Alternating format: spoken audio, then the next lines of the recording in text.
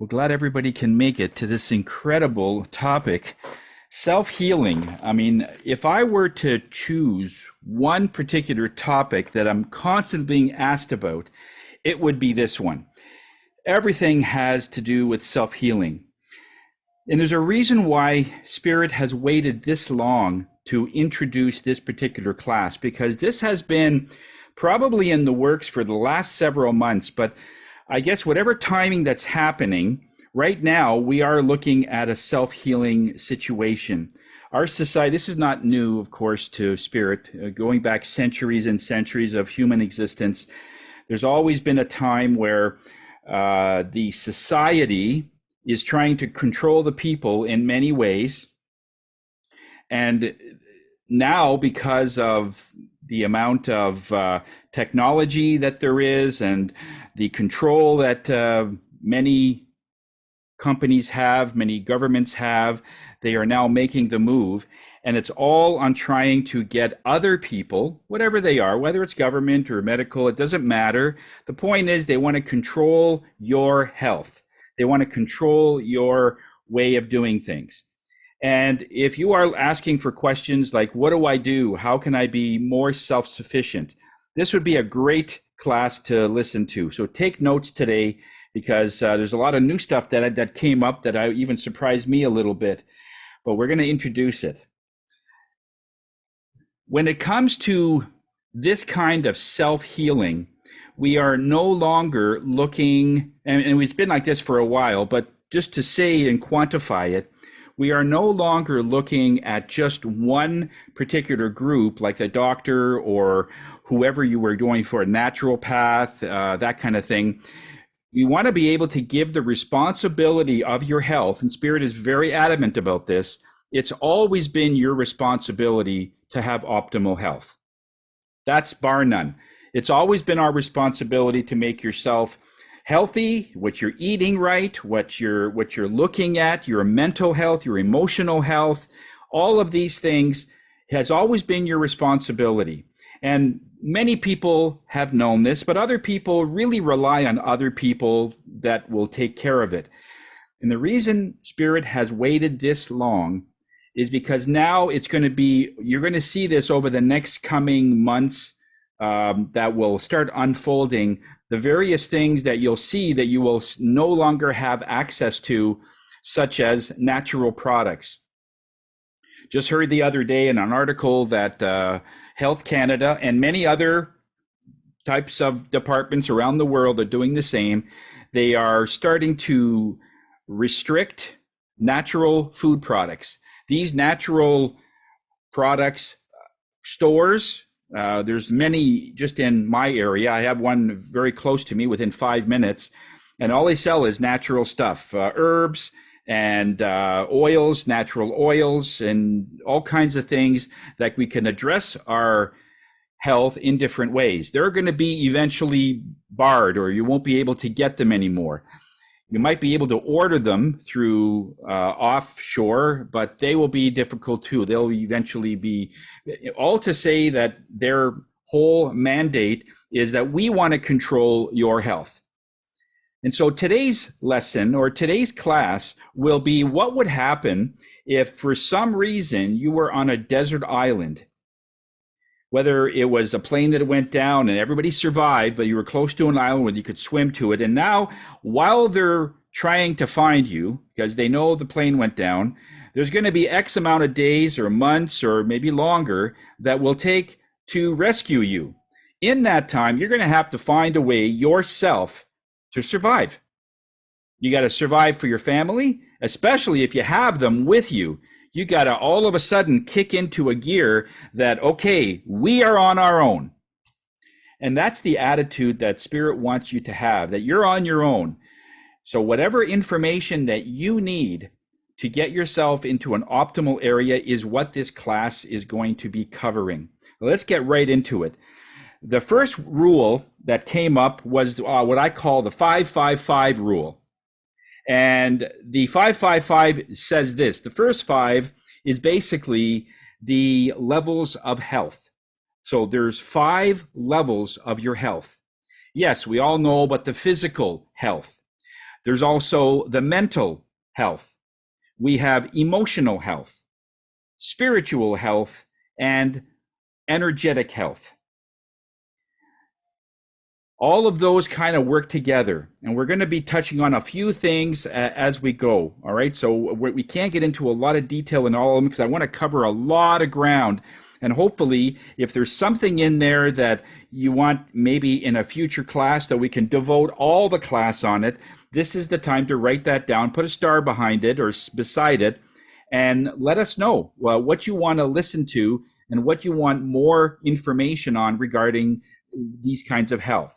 So that's the first five. The second five is the 5 elements of life. The 5 elements of life is earth, wind, fire, water, and space or ether. Those are the 5 elements. Incorporating those 5 elements into your life is essential because we are natural beings. We are the same beings as animals and plants and rocks and everything else that evolves on this planet. We're the same from a evolving perspective. The last 5 is the 5 living optimal standards. The first is grounding. We as human beings, we got to ground. And the second one is fasting. We got to be able to control our intake of food because Spirit is agreeing as well, but 90% of the population, they are eating more than they need. They're eating a lot more than they need. And so when we go into a repetition where we constantly are hungry, there's a reason for that. And we'll go into that hopefully later. The third thing in that level of optimal life is clutter. Clear the clutter in your home, clear the clutter in your mind, clear the clutter in your energy, the clutter in your physical apparatus. We call it fat, but the fat is just a storage of unresolved light. That's all it is, basically. And it goes in as fat in our system because it's something that we're not addressing. The next one is exercise, some form of exercise. There's an exercise that we all know, of course, whether it's running or whether it's doing your morning routine, but there's other ones, and ones that we talk about and that I do every morning is what we call slapping, tapping, and hopping. It's a Chinese art. It's thousands of years old, and it's a certain way to slap and tap yourself every morning. It takes about 2-3 minutes to do it all, and then there's other cupping techniques and slapping of the feet techniques that I do every morning, and this activates your entire system. And it brings everything in, so now you're open to anything that's coming to you. Again, we could talk about that more in detail as we go. The last one is, of course, self-care exercise. Anything you do for yourself, going to a spa, just taking care of yourself. And the vast majority of people are not taking care of themselves. We talked about this last week when we covered the photosynthesis of humanity. Those that were not here last week, I urge you to go to that. We have it posted on our Facebook page. It's a video that we have on there, and it's also on YouTube. So the link is all there. You can listen to it, and it all talks about this self-care aspect where, I don't need to take care of myself. I'm fine. Well, it's got nothing to do with you. That part of it has to do when you self-care, you can efficiently send energy elsewhere. I won't get too much into it. Again, that's another way aspect of it. But just to introduce you, if you want to know more, listen to that recording that we had last week. All right.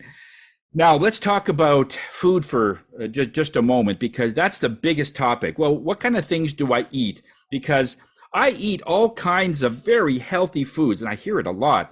Like, I don't eat junk, Tony. I drink water a lot. I don't drink. I'm not an alcohol person.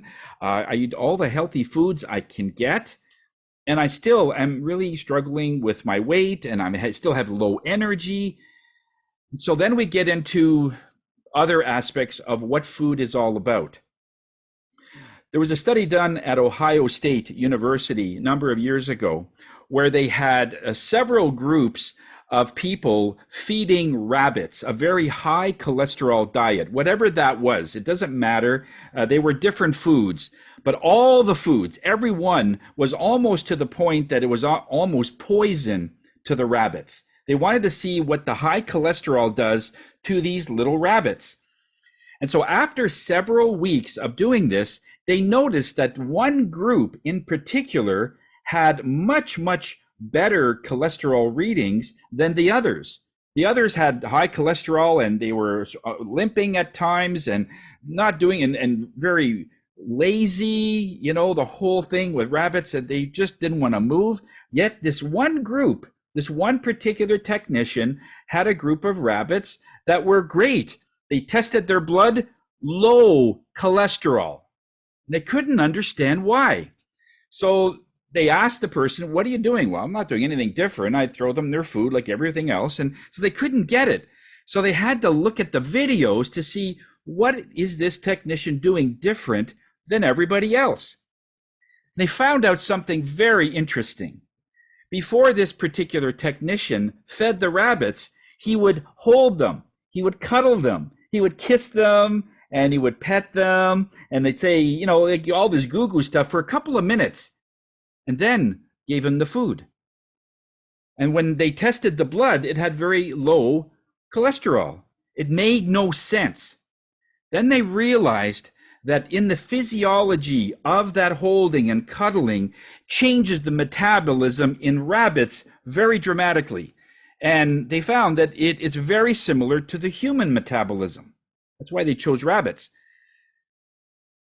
So what they really concluded from that was that when you introduce love and when you introduce caring and belongingness, changes your metabolism so much, it goes from poison to nectar.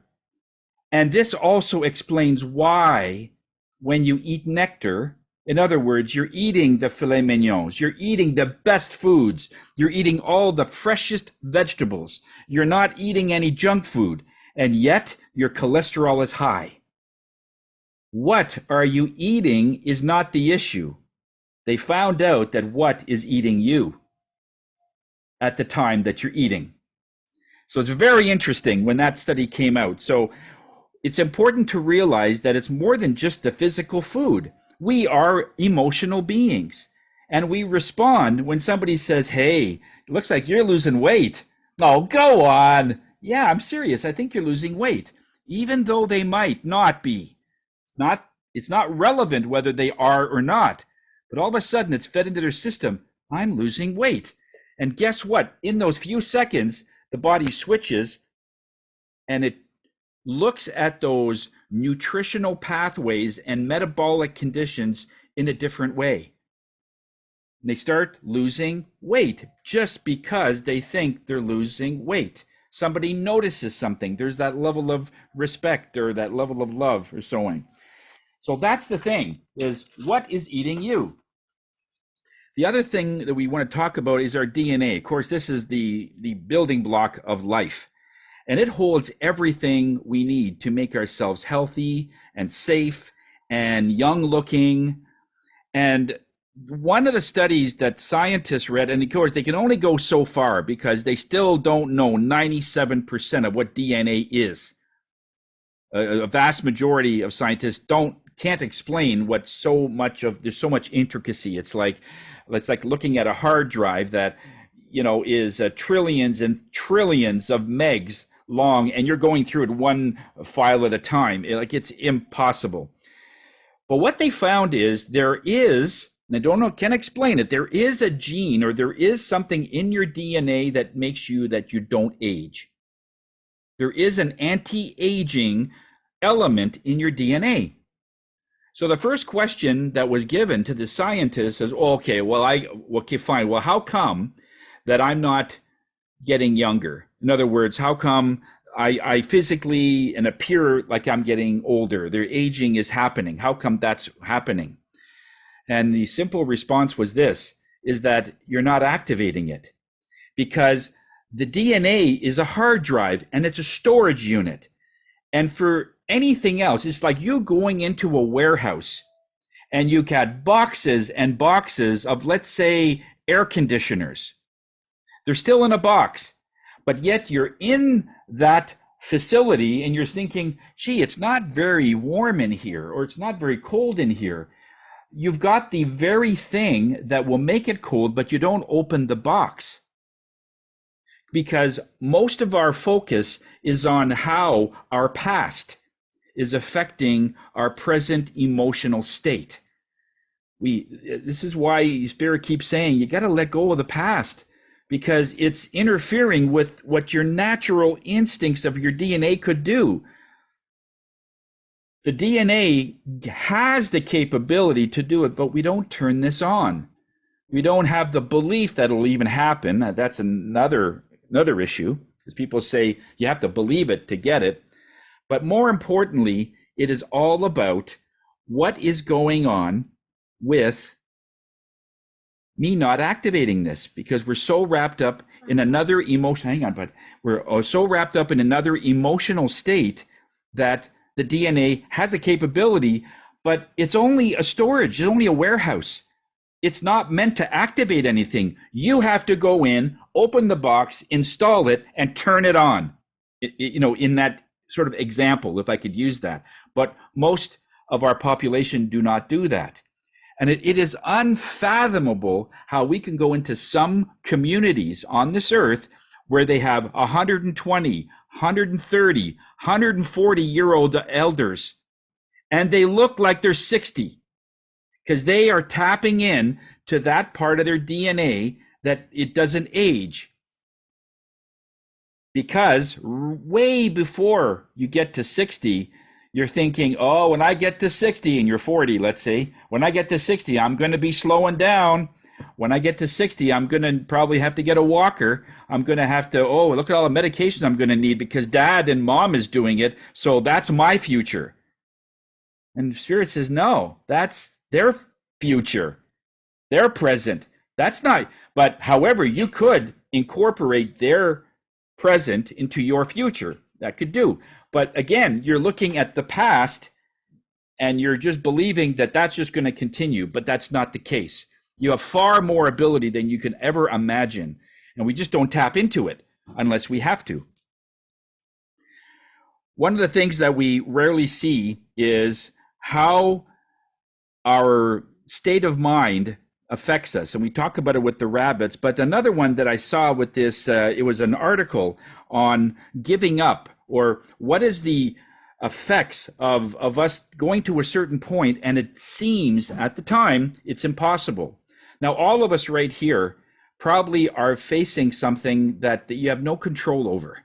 We don't know how things are going to happen. We don't know what's going to happen if we continue on a certain road. So what do? We just say that, oh, okay, we got to sort of have luck, and maybe it's have a rabbit's foot, or we're trying to rely on something else that could give us that luck. But Spirit said none of that works, because it's not about other things. It is in us. But how much do we believe in that? So here's one article, and I took it word for word just so I wouldn't omit anything. It says, when you feel like giving up, remember that your left lung is smaller than your right, simply because it's making room for your heart. Also remember that you use 200 million cells to take a single step forward. So don't find yourself fault in the journey you have made so far. And how many times do we do that? We go through a certain journey and we say, oh, well, that was a waste of time. Well, we shouldn't have done that.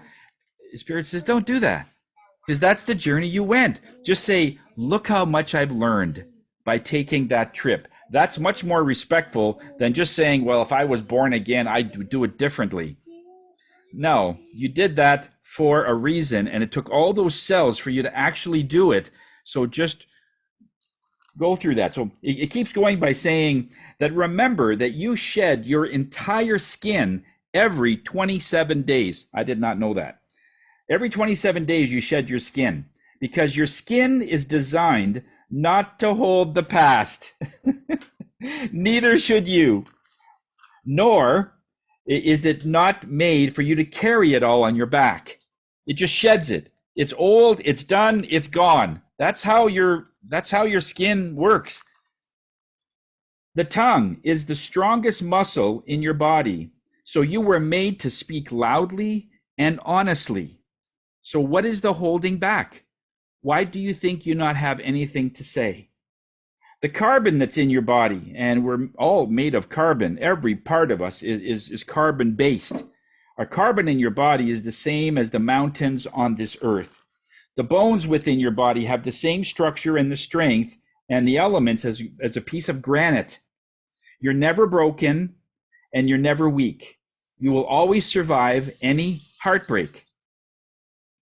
You are made to endure and stand straight. Everything inside you were made to withstand and with the intention of defying the odds. Everything in your body is designed so that no matter what is you're facing, what struggles you're facing, you'll find a way to get through it. Okay, we want to jump a little bit to other areas of health. And what Spirit wanted to cover also in this was fabric health. Believe me, there's such a thing. I didn't know this until the other day. Fabric health. There are materials on this planet that has high vibrations that actually incorporate healing faster, and other materials, fabrics, that actually make you sick, actually turn things backwards.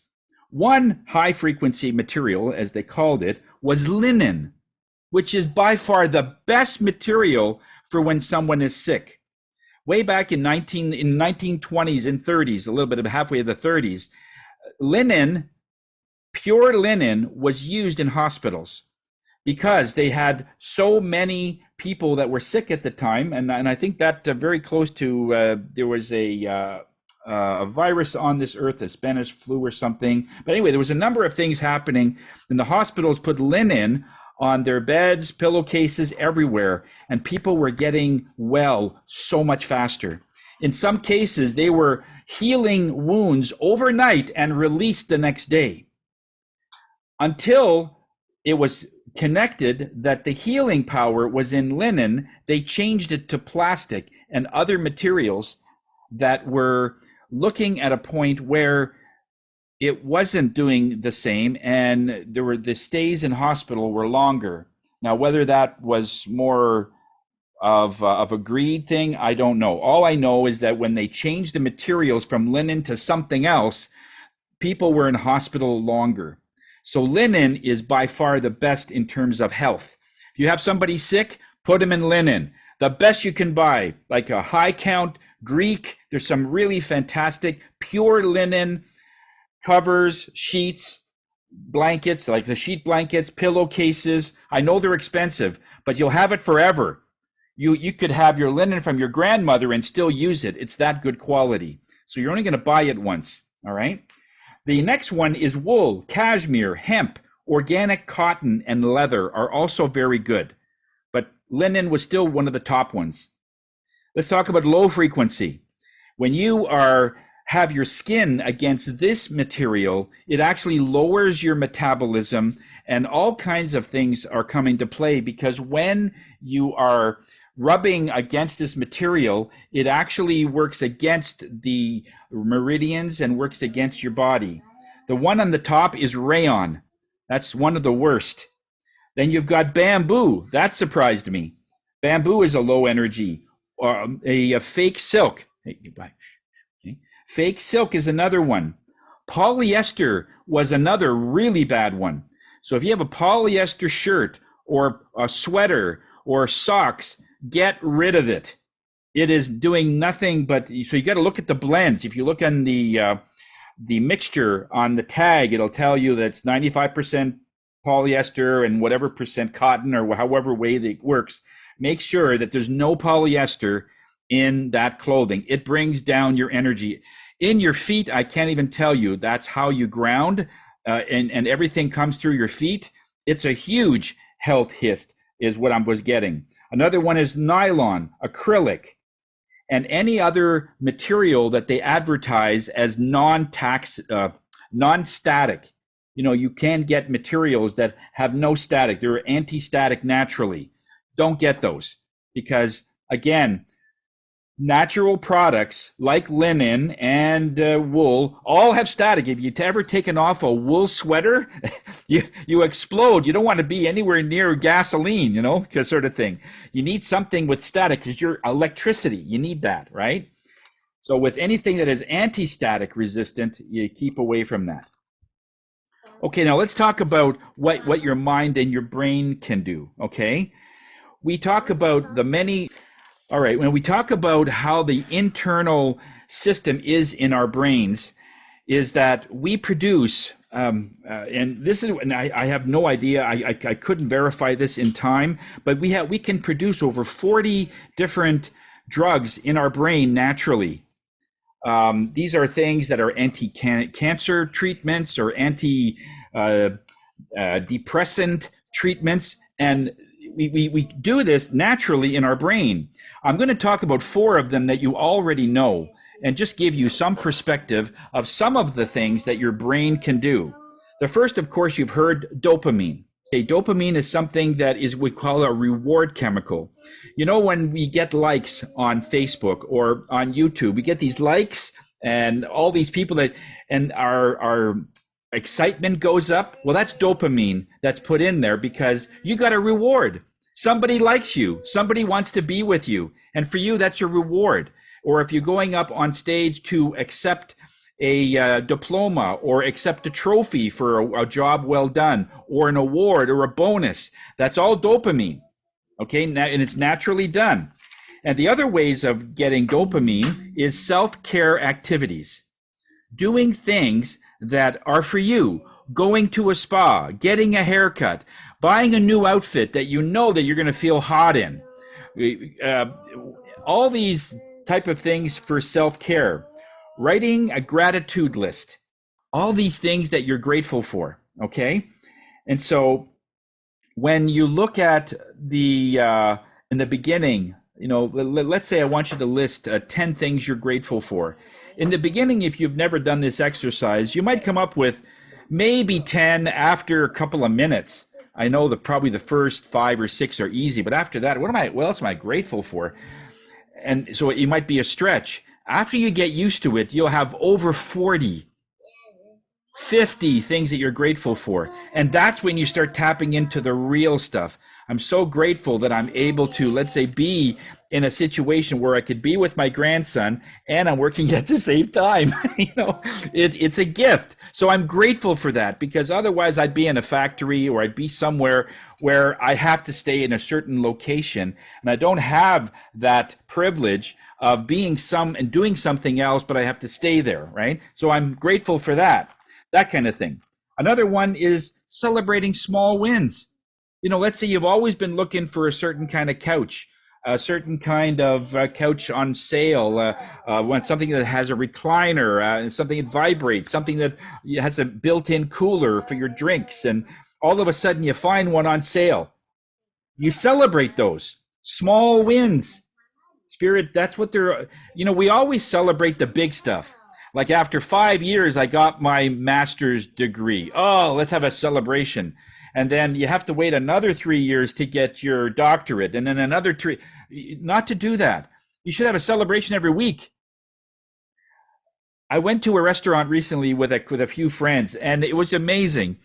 And we were all laughing and joking around, and the hostess comes over and she says, "What is so excitement here? Are you guys celebrating something?" I says, "Yes, we are. Stan got a new sofa." And she says, "Oh, okay." So it's like that. Just celebrate every little thing. It's those little things and that add up because you can celebrate little things every week. No, I've always wanted to go fishing. I couldn't go for a long time. I went the other day. I celebrated that day. I was able to go fishing. And then I celebrated another day. I went fishing with my grandson. So who wouldn't like that? So when you look at the celebrating, that releases dopamine all the time, all day. Listening to music you love. You know the kind of music I'm talking about. I'm not talking about just listening to the radio. I'm talking about the type of music that when it comes on, you say, "Okay, guys, you got to be quiet in the next 3 minutes because this is my song." I lost my virginity on this song, or I got my diploma on this song, or something great happened to me and I heard this song, my first kiss, whatever it is, because it's a memory, it's nostalgia. I want this, and I want everybody to just be quiet because I feel something every time I hear this song. And I have many songs like that. When it comes on, I don't move. And it comes on when I'm riding my bike and I'm just in this, yeah, that's the song. Could be Bob Seger or could be Ozzy Osbourne. It just does something to me, right? And so those are the kind of songs and music that you want to listen to. That takes care of the dopamine. Another one, of course, is serotonin. We call that the mood stabilizer. This is like the antidepressant drugs of your body. If you have enough serotonin in your body, you will never be depressed. Hands down. And how do we do this? Well, basically, the serotonin is all linked to your solar plexus. It's all about fire. It's all about meditation. It's about being in the sun. It's about being active, running, walking in. It's all about being in nature. It's all about looking at the deep breathing, and there's many ways to deep breathe. There's one that is part of the slapping, tapping, and hopping, where you actually breathe through your nose, and every time you come down, you exhale through your nose, and that brings down high blood pressure. And I've tested this because I have high blood pressure because of the work that I do. It just surge power, and of course it does wild things to my body. I've tested my high blood pressure, and it's like through the roof, like really high. I'll do this breathing exercise for 10 seconds. 10 seconds. I'll take it again, and it's normal. The first time somebody, Spirit said that would work, I said, oh, no, I take medication. It takes like 24 hours to work. No, this does it right away. So I tested it. Tried to prove Spirit wrong, eh? Another thing I like to do, I always lose. I said, no, that can't be right. And it's true. I've done it on many different days, and these particular exercise bring down my high blood pressure. I don't want to say it because I'm sort of embarrassed how high it can get, but let's just say high, really high, down to normal. Just normal. Like it just blows my mind every time. All right. So that breathing exercise. But what it also does is it strengthens your gut. It strengthens your digestive tract. It strengthens your ability to be able to take nutrients from the foods you eat. This is why when you feel love, your serotonin level gets that, because it is going through that solar plex part of it, and it stimulates your digestive tract and your immune system. So when you eat something right after making love, let's say, you're going to digest so much better. And this way, you're going to have love 3 times a day, if that's the only thing that gives you that hit. But the idea is do something before you eat to stimulate the digestive part of it, of the food you're about to eat. Because here's the one thing I've always had a question about, and I know you probably had this question too. How come when people are eating healthy foods, they sometimes get a heart attack? And sometimes I know friends, they eat Joe Louis, which is a little cake then in here in Canada. It's like a chocolate cake with a whipped cream in the middle. And it's pies and cakes and Coke and like the junk foods and deep fried chicken and stuff we wouldn't even touch. And they live longer. Yeah, they're a little overweight, but they live longer. How is that possible? That's because in those people, they don't care. They're happy. They're happy eating junk food. And that alone, we have just heard from the state. We just heard from the state that when we change our physiology, it can go from poison to nectar, or nectar to poison, depending on our awareness and consciousness.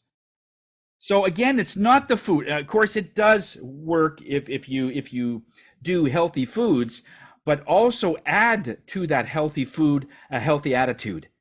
Is that do something that you are really grateful for, and your food will digest better.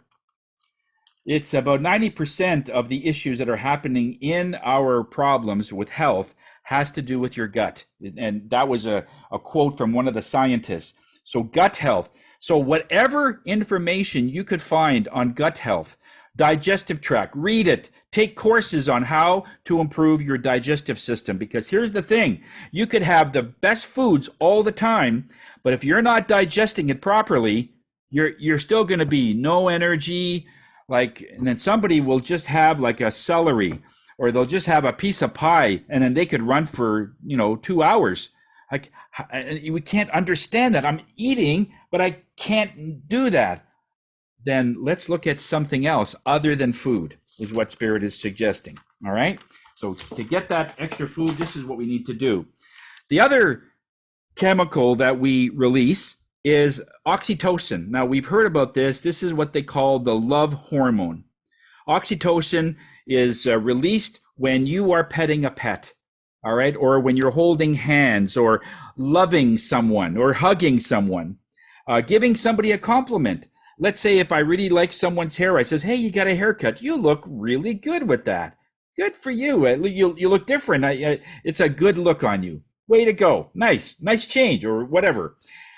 Giving somebody a compliment releases this oxytocin. The other thing I found was incredible. When you're helping somebody, let's say you are helping somebody across the street with a wheelchair because they're having trouble going over the curb and whatever, and you help them across the street. That help releases oxytocin and goes through your whole body. And the next statement blew my mind was, if a person in an office building looks out the window and sees you pushing a person in a wheelchair across the street and giving them that level of kindness, releases oxytocin in them. Any form of releasing oxytocin is done by seeing or just witnessing kindness in play. You don't even have to do it. You just have to be around to see it. Okay? So that's how your whole system is built. So whether you're helping somebody or seeing somebody help and it say, oh, that was so nice, boom, you have oxytocin in your system and you're already going to perform better. Another one is endorphin. We call this the painkiller. Endorphins, we hear this all the time. When our whole system is released these endorphins. We hear this when people are kissing. We hear this when people are going through a trauma. Let's say you almost had an accident, right? And you have, you're hurt, but yet, your child is still in the car, or your loved one is still like in danger, but you're like, you got a huge gash on you and it's painful. What happens is, endorphins are released. It neutralizes the pain in your arm so you can go and help your loved one, because your focus is now over there. And because it's that, your body will take care of you. Don't worry. You're good. Go take care of your loved one. And it will give you the endorphins, and it'll give you the adrenaline to run through a wall to do so. You can even put your fist right through a windshield if you have to. I wouldn't suggest you doing it, but if it's going to save a loved one, I don't think any of us would hesitate. You'd be right there to make sure that you do everything possible to make sure that your loved ones are safe. Another one that releases endorphins is laughter. Put on a really funny movie and laugh. And it has been seen where people have had cancer and they're going through like so much painkillers, and they're at a point where they can't have anymore. They just, your system is just fighting off the medication. Then they'll say, okay, fine, I'll just get it in another way. And they read something, laugh. So they'll order, and this was years ago, they ordered several movies that had laughter all weekend, and they laughed. And they not only took care of the pain, but there was some remission in the cancer. I said, what did you do? He says, I didn't do anything. I just watched TV all weekend. What? That doesn't make any sense. But it's the laughter. When you laugh, you release those endorphins, and that's just like a painkiller. Exercise is another one. Any exercise. The slapping, hopping, And tapping technique the Chinese have is also in that category where you're exercising, you're using your energy, muscles, and you're just activating everything, okay? Essential oils is another one. And eating dark chocolate is another one that will really release those endorphins. These are all something that you could do naturally. And I don't want to say that it replaces medication, because that is something I can't say anyway, but you have to decide how far the medications are going and if they're working. Chances are most of the things that we are taking just films, and it just suppresses a lot of the things. Yes, you might not have pain, but then what else is going on that the pain is still there? One of the commercials I really don't like, every time I see it, it's the one with the Robaxacet. It's the medication that you take if your back is sore, and they put pins in this doll, because you got pain in your back. And they say by taking Robaxacet, and I'm not saying it doesn't work, because it does. In my early years, I took it and it did work. But what I was getting is that this one person was dancing and he couldn't because his knees were so sore, so bad. And then he says he took the Robaxacet and then he started dancing and everything else. And I says, all that's happening here is that area that was sore is now suppressed and you can't feel the pain, but the problem is still there. And you're just grinding and it's just getting so much worse. So in other words, pain is kind of good if you know you're not supposed to be doing it. So I really didn't like those. Yeah. Hang on for a sec, bud. Hang on. All right. How much time? Okay. One more really quick one. The other one that really hits your health in many different levels is what we call the wheel of karma. Now, right now in this third dimension, karma is a big thing. In other words, when you do something to someone else, there's a karmic release there. If somebody did something wrong to you, that's their karma. Your reaction will be your karma. So you can hold that in, whatever they did to you. They betrayed you, they did something wrong, they keep holding on to hurting you in some way. We need to release that, because that karma is something that you need to release. And as soon as you release it, it takes all of your being. It takes your physical, mental, emotional, spiritual. Like, it's really hard on your whole system to release this karma. And all of it has to do with introducing love. Doesn't matter what they did to you. And so sometimes when we talk to people about forgiveness, about love, they say, yeah, but Tony, you have no idea what this person did to me. It was absolutely inexcusable. I says, I'm not disagreeing with you. It's not about what they did and whether it's justified or whether they had to do something. What I am trying to focus on is that you're holding on to it. It's this cactus that won't leave and you're still holding it. You need to release that. It's not for the benefit of the other person because now they got away with something because you forgave them. Has nothing to do with that forgiveness. The forgiveness is for you. Okay? So that you don't have to carry the burden. That's the thing. It's basically self-healing for you. All right. There's a couple of more points there, but I think I want to go right into the meditation here. What I want you to do in this meditation is, of the things you've heard already today, we're going to be going through a meditation, and that meditation will be part of the releasing serotonin. And in that serotonin is basically your mood swing. It's the part that will make you depressed or make you feel like you've lost a cause or that there's no more hope for something.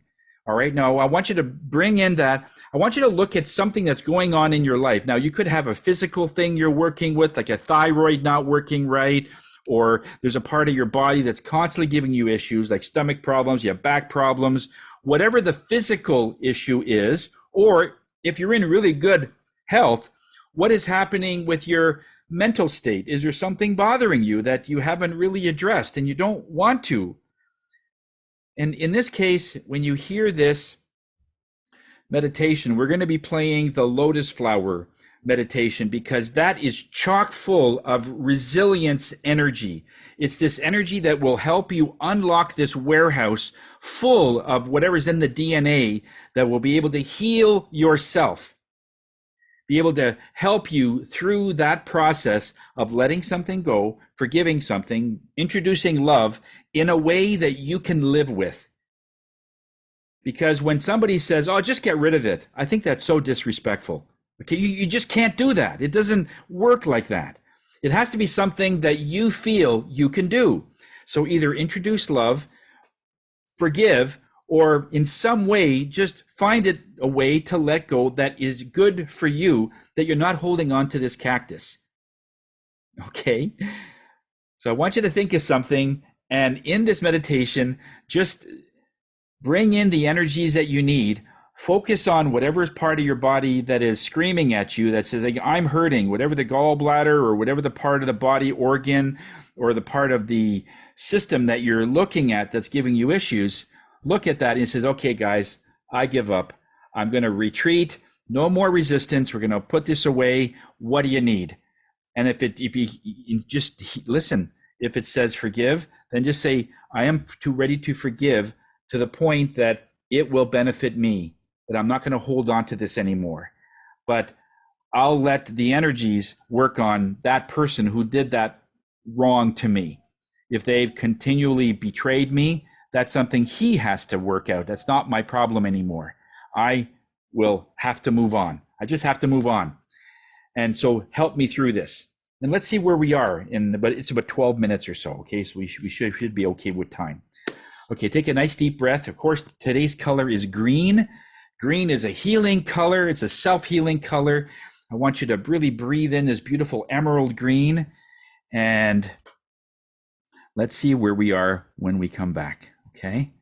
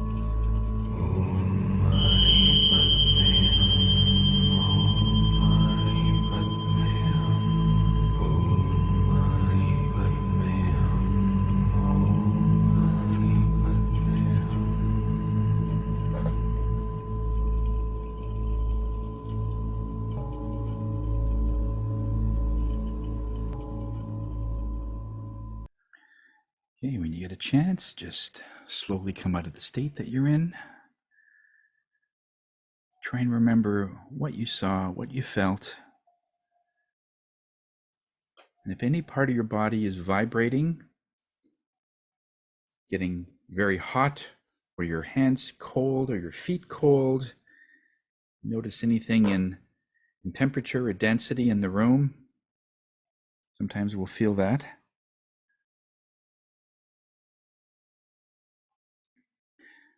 Yeah, the room could get colder,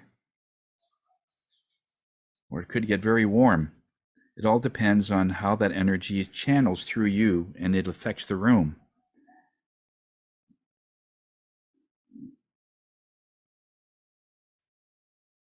How was that for some people? Did you notice any change in whatever you were focusing on, whether it was something sore on your body, or it was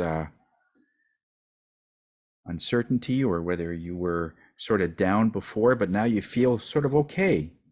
What, any difference?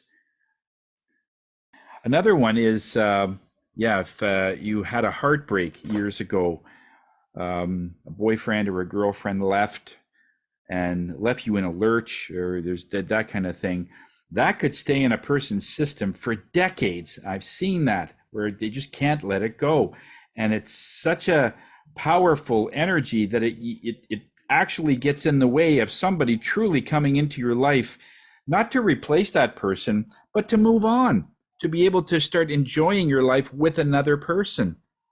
As soon as they let that go, within a week, I haven't seen more. Usually within a week, once they let it go, they'll meet somebody. And then the next conversation is, Tony, you won't believe what happened. That's how they start. I love that. They give me the story of how everything sort of worked out. They met this person at a coffee shop or something. And so it was good. Anybody else want to mention anything? No, you don't have to. I have a couple of things I could do just in case anybody wants to share, whatever, because some of this is new to people, and some of this is very familiar with others, especially if you're a Reiki master or if you deal with energy all the time. You'll be very familiar with this, but it's all about sustainability. What is going to sustain you? What is going to be okay? And you're going to be healthy. You're going to be in that place where nothing can hold you back.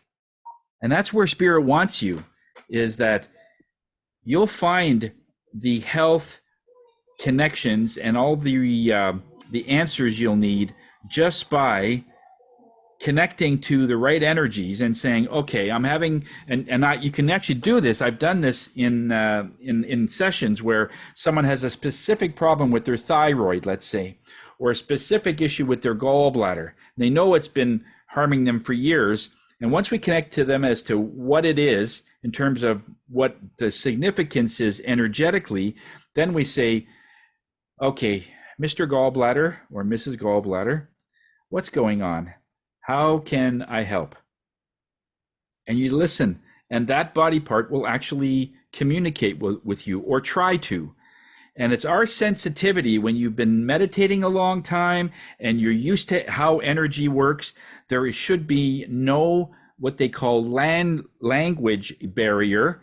That's when you don't hear anything, like you're trying to talk to a part and you don't hear anything. That just comes with practice. That's the best I could do. Just keep trying, keep with it, keep the faith that will eventually happen. That you'll just, and it's a sensitivity level. It's like a frequency. In our Ottawa area, we have several radio stations. We have what we call Shea 106. It's 106.1 frequency on the dial, and that has all the rock stations. Then there's another one that's 100.1, I think, and that has a lot softer music. But if I'm at another station, it doesn't mean that those two stations have shut off because I'm not listening to it. It's still going. I'm just on a different frequency. I'm on a different line, different adjustment. But as soon as I tune in to 101 or 100 or 106, then I'll get everything that it's saying. And that's all it is. As soon as you start tuning to the gallbladder, it's a certain frequency. The heart is another frequency. The liver is another. The adrenals is another. Every single one has a specific frequency. There are actually tuning forks that apply to different organs, and they all have a different sound when they convert the frequency into a tuning fork sound. There's the pineal gland that has a different frequency than the throat, let's say. Even though they're kind of together where you're communicating everything and the antenna comes through and comes out of the voice, it's still a different frequency. So if you're having throat issues or thyroid or anything, that's a different frequency. So it's just a matter of saying, okay, thyroid, what's going on? What is it that I can do to help you? And just listen and see what you get. Some people are very visual. You'll actually see stuff happen. Some people are more auditory. They'll hear things. And others, like myself, feel. I just feel it has something to do with my dad or something to do with my mom. And I didn't hear it. I just feel it. I said, yeah, it's more like that. So I said, okay, Dad. And he passed away 45 years ago. Yeah, what's going on? And how are you related to this body part? You know, it's so beautiful when you can get your healing and it's all internal rather than it's your fault. There's no answer to it's everyone else's fault or blaming somebody for being healthy because they found a way to get through it and doing the work and all that. But sometimes if you're going through certain things, it won't come up right away. So some people may appear healthy on the outside, a slim body. And this is another thing. Speaking of physical appearance, sometimes some of the very most beautiful people on this earth, a person that's bodybuilding and they're strong and they look outwardly that they're really got their act together, or the women they're just beautiful. And then when you talk to them just one-on-one, all of a sudden, all this stuff comes out, like whatever it is, whatever's going on.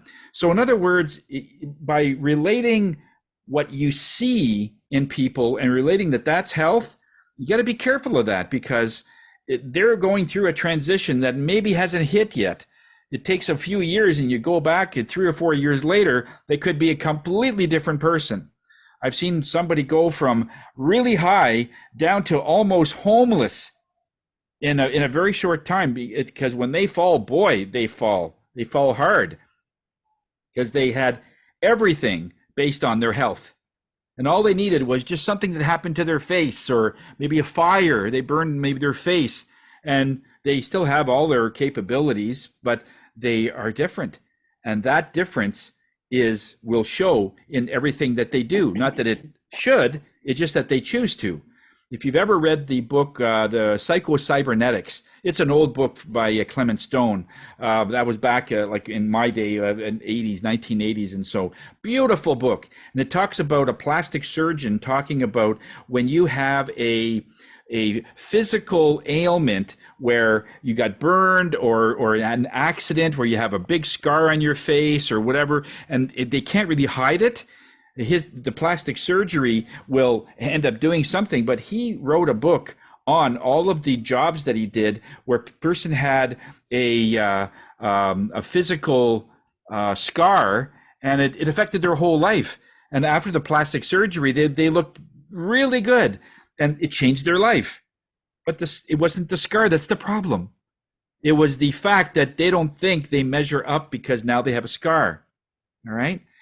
There was another study done, and I read this a while back, where They told this one group of people that you're going to be going into an interview. And in this interview, I want you to really detect if there's any discrimination based on your look. So what we're going to do is we're going to take this brush and we're going to brush a little scar on your face. And some got it on their side of their face, or there's a blemish, or there's a birthmark that's really big, or some kind of facial impairment, as you call it. It's something, that would really stand out. And their job was to notice if the interviewer would be discriminatory because you have something on your face, right? So, okay. And just before they went out, they said, oh, we just got to do a little something and make sure that that scar is really apparent. And what they did just before they went is they removed the scar, but without their knowledge. They went in perfect. There was no ailment whatsoever, but they thought that the drawing of the scar was still there. So in their mind, it's still there. They go into the interview and now they're looking, oh yeah, there's discrimination. And it's amazing that the people that actually had the scar had the same ones that had no scar, but they thought the scar was still there. They saw the discrimination, or I don't know that they saw it, they judged it, or whatever you want to call it, but they noticed that there was discrimination. Yes, this person didn't hire me because I have a scar, or because I have a burn mark on my face, or because I have whatever, right?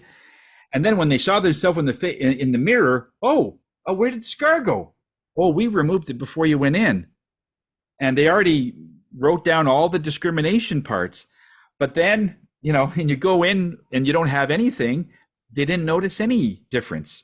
So there's a big part of your health and about self-healing that could be sort of tapping on you that you're not perfect, that there's something wrong. So if you're overweight, if you're just what they call big boned, or whatever you want to call it, whatever physical part you are, that has more bearing on the physiological effects you think it has than the actual effect. Because there are still people that are thin that eat ice cream. And there are people that are overweight that eat celery and they still gain weight. So there's always something more than just the food.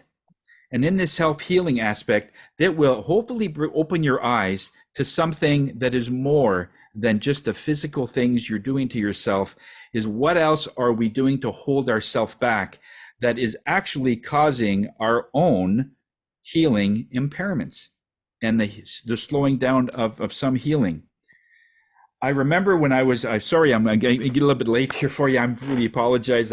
As this is coming, I want to give as much as possible, but just one last story. I remember being in the moving business, and at one point, I had a 5-ton truck, and beyond that, there's what we call a tailgate. It was another 5-foot extension that moves up and down hydraulically, that brings down heavy things.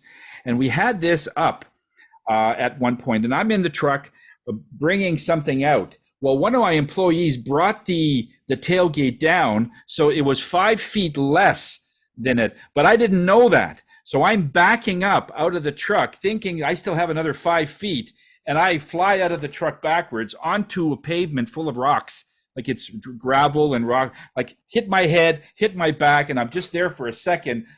Okay, let's make sure that we are still moving here. So I finally get up, and I'm bleeding everywhere. But I always said to myself, you know what? I heal so fast. I can get up and I could actually cut myself and watch it heal as it's healing. I've always said that to myself. I don't know whether that's true or not, but every time I say it, it happens. So when that happened, they said, "Oh my God, I saw that. Are you okay?" I said, "Well, give me a minute." And I was walking up and down a little bit. I said, "Okay, I can just shake this off. I'm good." And within 10 minutes, I'm back doing work where it should have flowed. I should have gone to the hospital. Actually, I did have to put a stitch in the back and so on, but it didn't bleed. They just said it was so open, but they didn't understand why it coagulated so efficiently, because it should have been stitched, but the bleeding stopped. I said, well, I heal fast. So when you have this impression of yourself, that you heal fast, that you do things fast, the body won't disagree, right? So what will create that for you, that it is enough for you to think that I am okay being a certain weight, but I won't gain any more, or I'm going to be fit, or I can go up the stairs without taking a second breath or stopping halfway up. I can just do that. But as soon as we change our opinions of ourselves, right away, again, the body doesn't disagree. If you feel you can't do it, it won't disagree. If you feel you can do it, it won't disagree. So as part of your healing practice, include that, and that will just add to the various healing modalities and the healing methods that you're going to feel that is working for you. As soon as you start looking up healing ways and healing techniques, you will find a plethora of information on the internet. And it's still on the internet. I don't know how long it's going to be up there, because they're trying to shut down healing stores or natural food product stores, so that all that's going to be available, and that's what they want to do. I don't know how far they're going to get. That just there's the doctor, and then there's the medication and that's all we're going to be able to have access to. And that is what it is, but we're going to have to start to grow our own foods and find different ways naturally of how to take care of ourselves. That's all. It's not good. It's not bad. It's because this has happened before in human history. Don't think this is the first time. The energies have been trying to do this for many eons, and here we are again. So find ways of keeping yourself healthy, and you're on your own. All right. And hopefully this was a beneficial class, and share this with somebody that's going through a tough medical time, and maybe something that we've said today will click. A lot of the plethora of information, and there's so much to it, will resonate with somebody, and they want to find more information. So start researching, start finding out which one today that you heard that you want to find more information on, and you can go to town on it. Okay? So have yourself a good weekend, people. Sure. So, okay, I'm going to let you guys go, and you guys have a great weekend. Love you all, and have a great weekend. All right, guys?